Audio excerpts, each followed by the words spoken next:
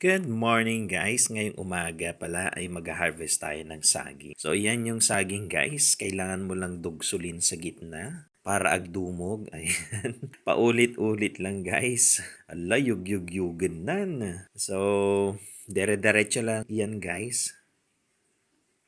Ayan, nagyugon na tandanda ni matumba. Pero make sure po na mas mataas konti kaysa dun sa gitna niya para hindi po direktang tatama yung bunga po niya sa lupa. So ayan, malapit na siyang bumaba. Hintayin lang natin guys.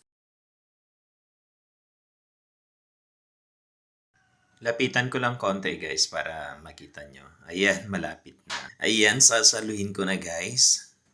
Ayan. Nagdadakkel. Nagimas dati numalong guys. May nga pang merienda or mayat nga ilambong. Ayan, pang toron. Ayan, oray kastana nga kananan. Ay maslat ta, di ba? Oh, ayan guys, nagdakkel nga bulig ti saba. Ayan.